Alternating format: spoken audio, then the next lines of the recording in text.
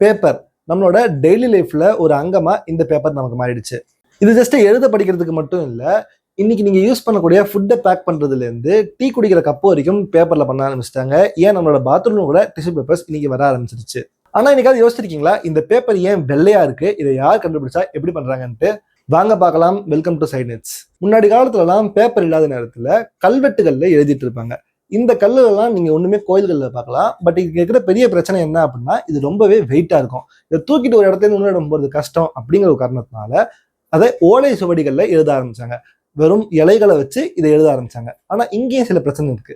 அது என்ன, ஒருவேளை ஓலைச்சுவடியை எழுதிட்டு அப்படியே வச்சுக்கினா ஏதாவது பூச்சி அதை அரிச்சிடலாம். ஆறு மண்ணுல இருந்துச்சுன்னா அது அப்படியே மக்கி போயிடும். எல்லாத்துக்கும் மேல அதை எழுதுறதுமே ரொம்ப கஷ்டம், ஈஸியா கிழிஞ்சு போயிடும்.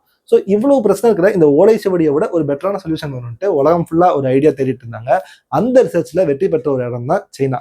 சைனால காய் லுன் அப்படிங்கிற ஒரு நபர் வந்துட்டு பேப்பரை கண்டுபிடிச்சிருக்காங்க. காட் ஆஃப் பேப்பர் அப்படின்னு சொல்லி அழைக்கப்படுறாங்க. இன்னைக்கு நிறைய ரிசர்ச் வந்துட்டு இவருக்கு முன்னாடியே பேப்பர் யூஸ் பண்ணிருக்கிறதுக்கான ப்ரூஃபை காமிச்சிருக்காங்க. பட் ஸ்டில் இவர் தான் அந்த பேப்பரோட ரிஃபைன்டு ஃபைனஸ்ட் வெர்ஷனை கொடுத்தாரு அப்படிங்கிறதுனால இவருக்கு தான் அந்த பேர் கிடைச்சிருக்கு. இவர் என்ன பண்றாரு, இந்த இலைகள்லாம் எடுத்துட்டு வந்து அதை கொதிக்க கொதிக்க தண்ணியில போட்டு அந்த தண்ணியோட சேர்த்து அந்த இலைகள் எல்லாம் சேர்த்து மசிச்சு எடுக்கிறாரு. ஸோ இதுல இருந்து ஒரு கிளே மாதிரியான விஷயம் வருது. அதை வந்து ஒரு தின்னான ஷீட் மாதிரி ஸ்ப்ரெட் பண்ணி வச்சுட்டு அதை வந்து காய வைக்கிறாரு. ஸோ வெயில்ல காயும் போது அதுல இருக்க தண்ணி எல்லாம் போயிடுது, வெறும் அந்த இலை மட்டும் இருக்கு. இதுதான் முதல்ல பேப்பர் அப்படின்னு சொல்லி அழைக்கப்படுது. இந்த பேப்பர் பாத்தீங்கன்னா கொஞ்சம் ப்ரௌனிஷ் கலர்ல இருக்கும். ஏன்னா இந்த மாதிரி இலைகள்லாம் காஞ்சி போச்சுன்னா, இந்த மாதிரி அழுகி போச்சு அப்படின்னா ப்ரௌன் கலர்ல மாறிடும்ல, அதுதான். இன்னைக்குமே இந்த மாதிரியான பேப்பரை நீங்க பார்க்கலாம். நம்ம ஊர்ல சாணி பேப்பர் அப்படின்னு சொல்லுவோம்.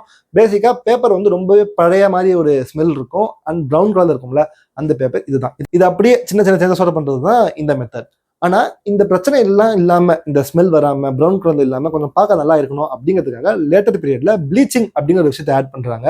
இதை ஆட் பண்றது மூலமா அதுல இருக்கிற அந்த ஸ்மெல்ல எடுக்கணும் அப்படிங்கிறது தான் மெயினான மோட்டிவா இருக்கு. பட் அதை தாண்டி இது வந்து கம்ப்ளீட்டா ஒயிட் ஆகுது. ஏன்னா அங்க இருக்கிற கலரையுமே சேர்த்து ரிமூவ் பண்ணிடுது.